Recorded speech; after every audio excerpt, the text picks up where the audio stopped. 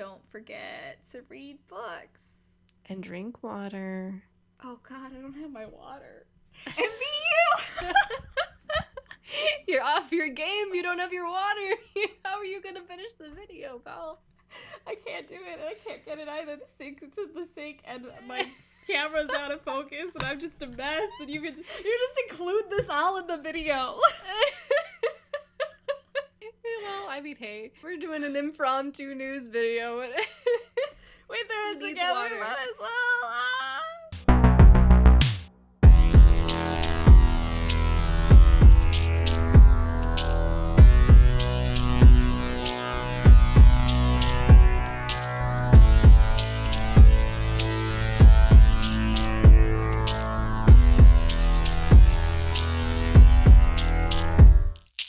Hi, I'm Mel, And I'm Belle. and this is Mel and Belle. Woo! Welcome, everyone, to another episode of Not Wind and Truth. Today we are doing something different. Yes, finally. What are we doing, Belle? We're going to be talking about the lovely cover reveals and options that we have for Brandon Sanderson's Fires of December. He announced it back in November at Dragonsteel Nexus 2025. And it was a pretty crazy reveal. He also treated us with reading the first 2 chapters of the book. But I'm lame, so I did not listen to them, and I know absolutely nothing about this book except for how the covers look now. And why does that matter to you, Belle? Why do the covers matter so much? So in my professional life, I work in book production, which basically kind of oversees like the end of the book life, so like after it's already been edited to like its printing. And so there's a certain point of it in which we look at like cover treatments, and I get to look at books and make sure that they're all quality checked. And so this is exciting because I also became a bit of a printer geek for that reason, of like talking about like different types of book paper, different cover treatments, just the different things you can do with the book to make it look fancy. Like, for example, sprayed edges is another one of those like production things that I kind of geek out about. Those machines are really cool. But yeah, so I was just kind of geeking out over the covers a little bit. That's awesome. I do love Tor having the cover to be revealed. Did you pull that from Tor's website? Not from Tor's website. I pulled it, like I just Googled the book and then found where you could pre-order it. And this is the little picture that they use for everywhere where you can pre-order it.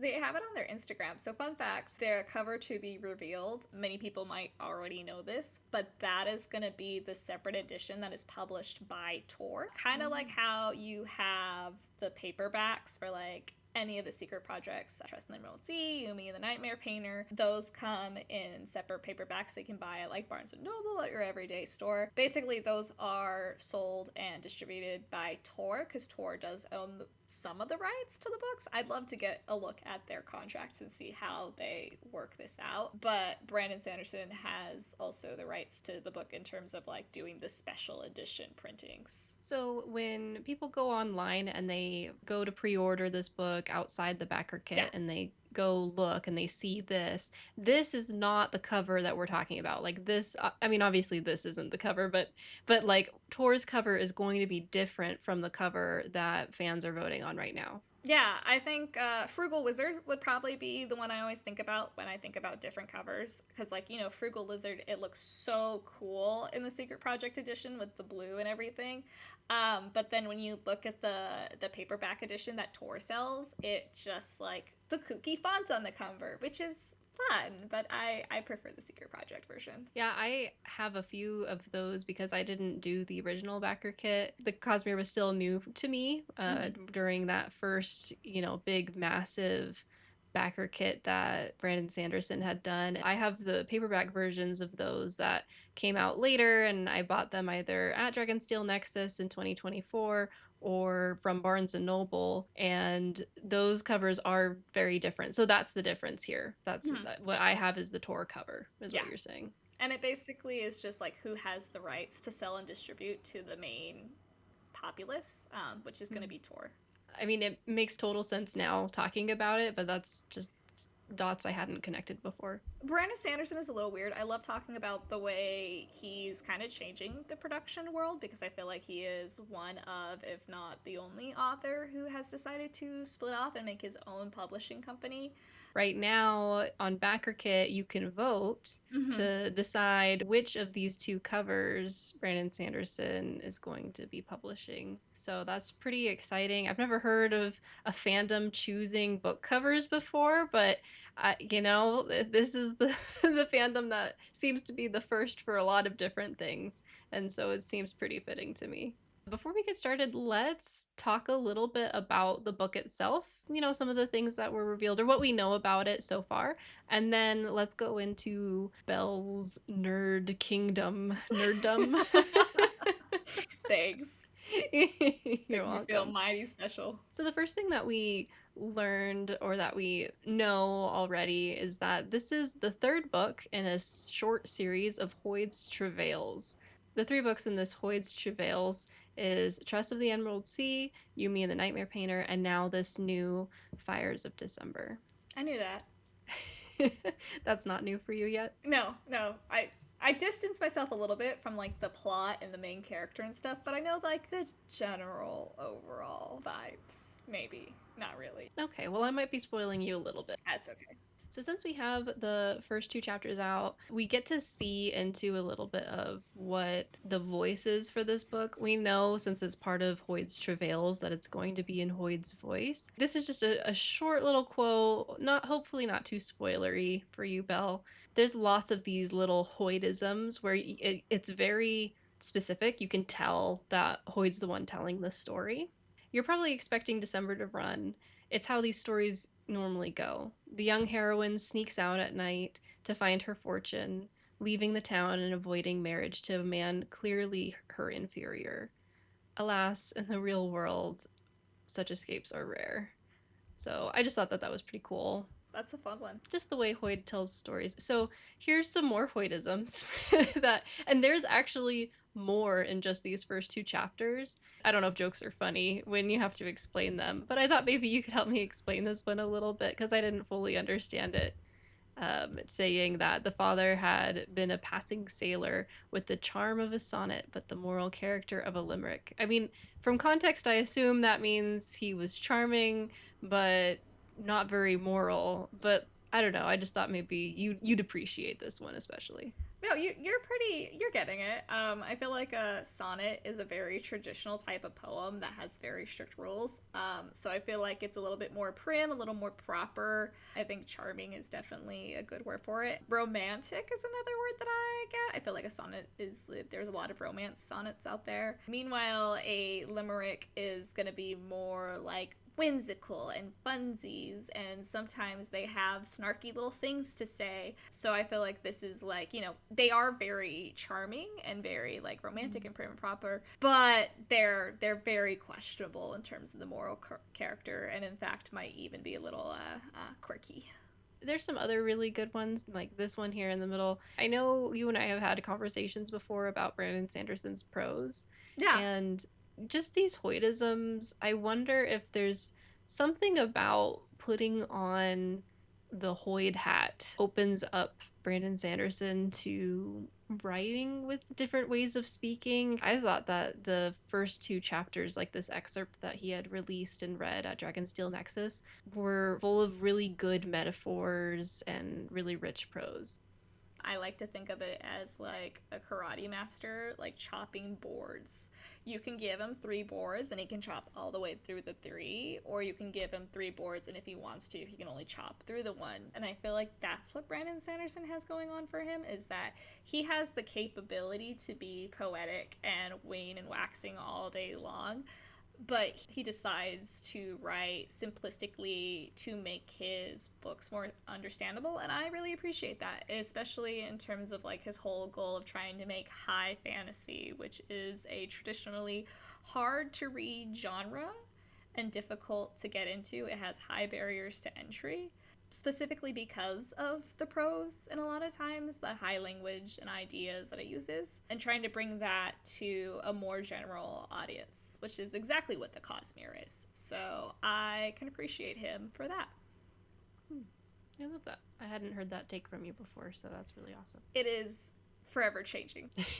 It's forever changing. It's forever changing. Well, now that we're out of the Hoytisms, that was kind of it. Anybody can go if you want to, if you don't want to be spoiled. Watch Brandon Sanderson himself read those first 2 chapters of this book on his YouTube channel or on Dragonsteel's website. You can find links to that. And you can also read it yourself if you would prefer to read it. Is that okay, Belle? Yeah, that's fine. Sorry, we're not talking about it. It's good that we're not talking about it because you're probably not the only one who would like to hold off. Exactly. Yeah. We have basically come to the point of the night where it is Belle show and tell. Because you have questions, and I have a whole stack of books right here off screen to explain what exactly we're looking at here. So do you want to ask your first question, or do you want me to just hop into it? So the first thing I want to know is, like, what is the difference between these covers and the covers of the other secret projects? Like, is there a big difference? I saw that there's, like, this pearlescent thing. Does that mean it's going to feel different? Do you know what that means on the, like, have you had books that are similar to that? I have never worked with a pearlescent paper, no. However, I can tell you that it is going to feel a lot different because it is extremely different from what the secret projects were in the past. So I have them here, so I'm going to show them. I have Isles of Emberdark and Yumi Beautiful for funsies. book. Beautiful books. Both of them Beautiful. You might notice here, I'll use Yumi. You might notice that the way this works is that this is what we call as a case paper, and then it has these gold and black and pink and blue. Everything you see here is embossed directly onto the case paper, directly onto the cover. And what that means is that usually they take a little stamp and they stamp it in with foil, and that's why you have that indent that you get, and that's how you also get all that color. So basically, there is no printing on this book. It's all just embossed. And this is significant because, let me pull this out too. Case paper, just so we know too what this usually like. Case paper is what's on the inside of your, that was beautiful. What's on the inside of your hardcover. So much style, Belle. So much style. I have so many thoughts. It's the inside of your hardcover. This is just your regular case paper. You'll notice when you read your secret projects, if your hands are oily or anything, it gets onto the cover very easily because it's not coated in anything. It is just like a straight paper that they've embossed. So the biggest difference is going to be, and I've said this multiple times in the video, which I think is very important, but if you haven't caught on, it's going to be printed. So this is where they're actually taking ink. Instead of using foil and stamping it on, they will be taking ink and a piece of paper and running that through. What you got to see in the video, those pieces of paper that you're holding, those are called printer proofs. They probably got those from the printer just to test to see what they wanted things to look like before they decided to go all in on like one kind of cover, one kind of treatment than the other. But I think it's pretty easy if you think about it like regular dust jackets, right? This is like a nice little paper material thing. They roll this through the printer with ink. They just print onto it. And that's a lot different than foil. And when they talk about it just being a thing, I'm thinking this is going to be a paper over board, which is different from a dust jacket with a hardcover in that there's no dust jacket. It's just there. So I think it's easier to just pull this. I have the White Sand Omnibus. This is a little bit of a brag because this is kind of hard. Because you can't find that anywhere. Because you can't find that anywhere. Yeah. Not fair. You're like, let me show you this example. I said this is gonna be Belle show and tell, and I was not kidding. This would be something similar where they ran this through the printer, that piece of paper, and then they folded it over the case paper that they had over the case, and then they sealed it in with the end papers. And so this is the main difference. I saw a lot of people in the comments of the YouTube video talking about how they're worried about how this book's gonna look different. I think regardless of which one you go for, number 1 or number 2, the book is gonna be significantly different. Because it's a printed case paper, it's going to have a different texture, it's going to have a different shine to it even. Like, I'm very curious how they try to get it to mimic the other ones as close as possible, because it's a different process at this point. I thought that the original version was going to look more like the other secret projects and that this new one was going to be different, but you're saying no. And that makes sense. I think that I remember that being in the video too, that like they're both going to have this pearlescent type paper. Yeah, they're both going to be printed, which I think is the biggest difference. Well, do you like that? Is that something that brings a variety to these projects? I think it's hard to say. I have two wolves in me. I have the one that is like the fan, and it's like, how dare it look different from the previous books? Like, I want them all to match exactly. And then I have the other one that is coming at it from like an industry book production standpoint, that's trying to be a little more understanding. I will share photos with you, and you can put them up. Editor Mel, put them up here. These are photos of my own copies of Yumi the Nightmare Painter and the Sunlit Man. And the thing about stamping and doing embossing and doing foils at different times is that they can get slightly off. And so if you look at the back of my copy of Yumi, there's a weird overlap, but it's within like a millimeter of printing, so I wouldn't really call it a printing error. It's just like regular things that can happen. It is within the margin of error of things that can happen when you print those books. And then also on my Sunlit Man, the black is a little splotchy on the back, and it's the same thing, that sometimes like it just doesn't fully take to the book because it's something that's getting pressed in. So there's definitely more margin of error when you're playing with embossing and foil than when you're printing. So for that reason, like, printing is like the safer choice. It's also the less expensive choice. So there's multiple reasons why they could have chosen to go that route. And I think what they're doing in terms of like printing and then also still doing that mixture on top of the foil is gonna look super pretty. I've seen like Fairy Loot, I think that's what the company's called. A lot of special edition books have that and play with that. So I think you're still getting a technically higher quality, more expensive book. It'll earn the collector's edition name compared to what's going to be in the market later when Tor releases Fires of December. Both of these have beautiful artwork by Tron Nguyen, who's the same person who did Yumi the Nightmare Painter, right? Mm-hmm. And so you can't really go wrong. They're both gorgeous. No. The color schemes are a little different, but which one do you like better? I voted. Did you vote yet? I didn't vote yet. I wanted to vote after this conversation. Do you have I wanted to hear what you thought first. No. Do you have any? Which one do you want to go with? I mean, I did listen to and read the first 2 chapters of the book. So going off of vibes and what I know so far, honestly, the new one, something about just the way that she's staring at you is significant to the book, and I feel like that's more apparent in this newer cover option. Mm-hmm. That's interesting. I did vote for the second one. I feel like the first one probably is more in line with the art from the first 4 secret projects. But because it's going to be different already and we're playing with that printed paper, I just took it at that point, which one I think is just going to look better. And I think the second one is just playing with that formatting a lot better. It just doesn't have that juxtaposition that I feel like the second one has, and I feel like if you're playing with the medium, you might as well go for it. It's going to look different. It's going to look different. It's going to feel different.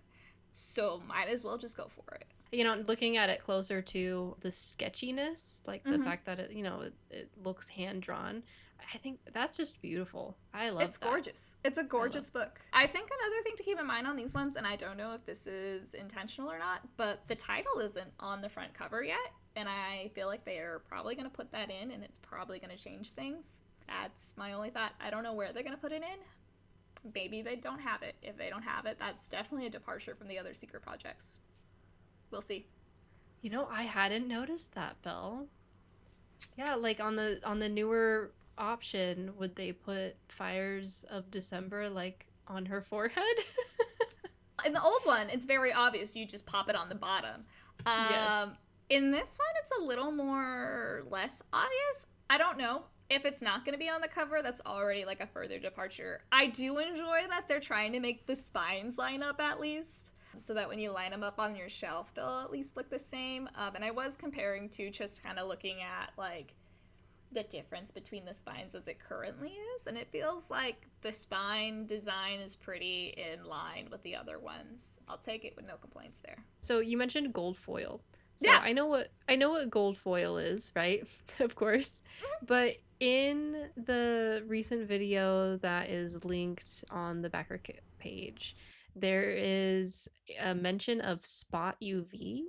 And I have no idea what that is. My question specifically says, what in Stormfather's name is spot UV? We're gonna go back to my lovely thing here. Let me put this dust jacket back on the Lost Metal really quickly. All covers have different cover treatments. There's like a varnish that they go on that they coat the book in to kind of like seal the paper, but also to just give it like a good texture. This is a little controversial. Oh, actually, I don't know if this is controversial. When I read books, I take the dust jackets off. I cannot read a book with the dust jacket on. It bothers me. But if you read a book with the dust jacket on versus the dust jacket off, it's a different texture. And part of that reason is because dust jackets are traditionally coated. So that spot UV has to do with the coating of the book. And specifically, spot means they're only doing it on a portion. There's two types. You have gloss and you have matte. And if you do makeup, then you know gloss is shiny and matte is not. But for funsies, this is a gloss cover. Let me just, throw this in the light a little bit. You can see how it reflects. Perfect. Mm-hmm. This, by the way, Martha Wells' new Murderbot book coming out in May. I will be reading. Just gonna drop this. This is a matte cover. It has a different texture. It feels more grimy, gritty, if that makes sense. But I'm gonna flash this in the light a little bit. You see how like you don't get that shine? Yeah, this is a matte cover. So basically what spot UV is when they take one varnish and they put it over another. Better example of this would actually be Isles of Emberdark. I don't know if you've noticed the cool little, there it is, this little thing going on. This is done with varnish. I'm almost certain this is varnish. Somebody can call me out on that if I'm wrong. But basically, all of the scales, that's going to be your spot UV. And then this would just be your regular matte. All it means is that part of the case is going to have some kind of varnish on it compared to the other one.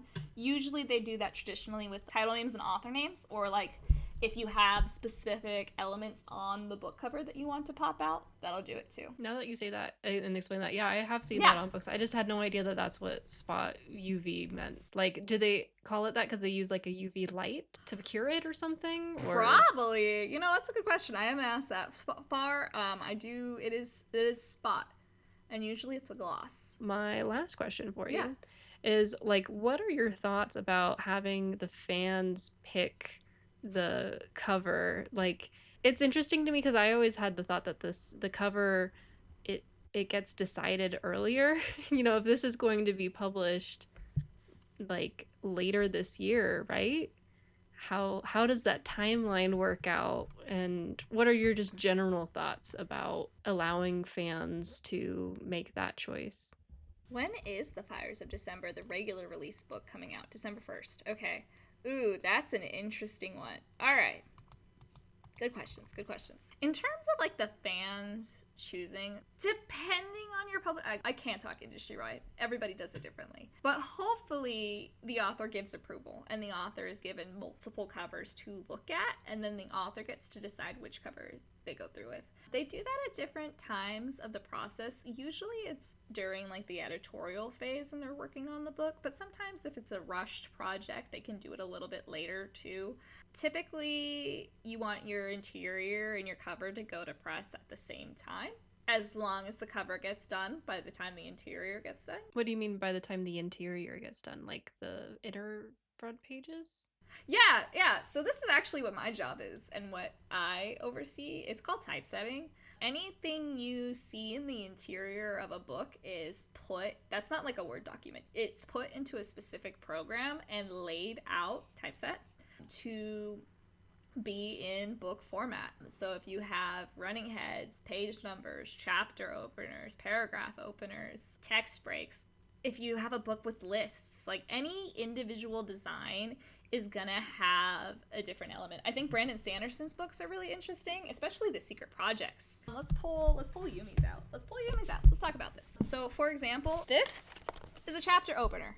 This is designed and typeset. So when I talk about the interior being done, I mean the interior as in the book is fully edited, fully proofread, all that things ready to go, and typed out, set out into this book format with all these design elements already done. Look at that. Look at that. I just love Yumi. Let me just look at this beautiful book some more.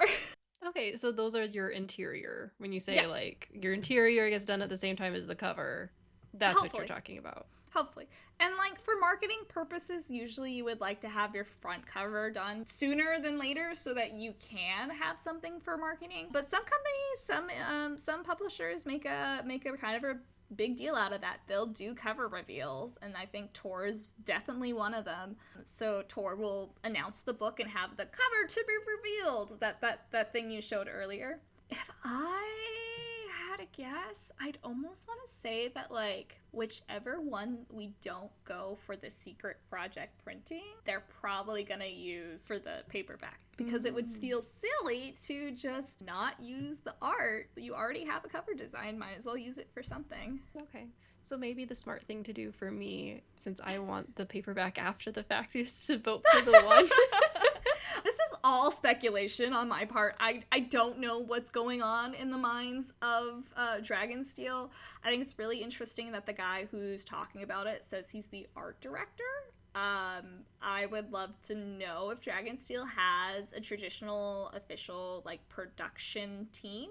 Yeah, because it's something that's kind of rare, right? Or I don't know if it's ever really been done before where an author creates their own publishing company like this, right? At least on this large of a scale. I've seen some TikTok authors who conduct and do special editions of their books and sell them through the TikTok shop, which is super cool. These are super intense on the book production end, so these books will be worth your $60. I can guarantee you that. And why do you say that? When I talk about how like complicated some of these books are, like I've talked to people about this a little bit and to get little more things, but like Yumi the Nightmare Painter, you see how they jump between that like blue highlighted and that pink highlighted? I want to know if this is a 3-color printing or a 4-color printing. And what I basically mean by that is this being printed in a CMYK, or are they literally just using that black, pink, and blue ink? And I have that question specifically in terms of like the art. I guess you could just CMYK it. I know Trust in the Emerald Sea does it too, but that's all just that white, blue, and pink again. I have questions about just like the interior or how that works, of like Isles of Emberdark. Printing on black paper is insane. So these are sprayed edges, first of all. So that's a fun one. I have not read this book, so I'm gonna show you guys and then just look away. That printing on that black paper, what you gotta think about is this is a separate paper than the white ones. And kind of how that works is that these are printed separately and then put together and bound together. So yeah, about half. Wow. So that's regular, and that's... So there's so much thought and care that's being put into these books, especially in terms of like consideration of how the medium fits the art form. These are really interesting books, and then I feel like they take full advantage of being a book and what you can do with that in terms of like adding the art, playing with, like I said, the black paper, the colors. It's such an interesting concept that like I feel like regardless of what happens with this book, whatever they do on the inside, it's going to be gorgeous and it's going to be well worth the wait.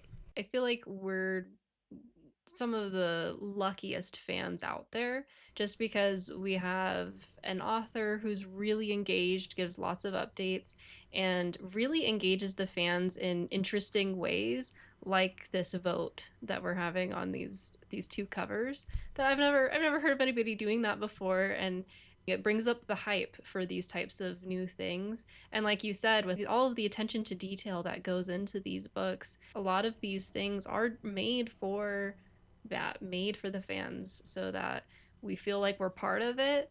But then also at the end of the day, we spend some money and then we get a product out of it that we can cherish, last time, and will be something really unique and special. But I think that's all we have for you guys. Hopefully you enjoyed the breakdown and I didn't get too far into the nitty-gritty of the industry to bore you all. I think it's really interesting just to hear some of your thoughts on the production end and like the implications of these two books. I also am interested to hear that you voted for the second one because that's the one I was leaning toward. It's just a prettier cover. But that being said, feel free to let us know what you guys think in the comments. Like, my opinion is not law. If you don't watch us and you haven't seen our channel before, we're Mel and Belle. We're a sister duo, if you can't tell. Just reading Brandon Sanderson. I have a degree in English and I work in books, and Mel is just a geek. Yeah. Mel is a geek. We're currently reading through Wind and Truth, slowly but surely, and we're posting all our comments there. So if you want to subscribe, you're more than welcome to. Hopefully we'll see you in the next one. In the meantime, read books, Drink water, and be you. Bye.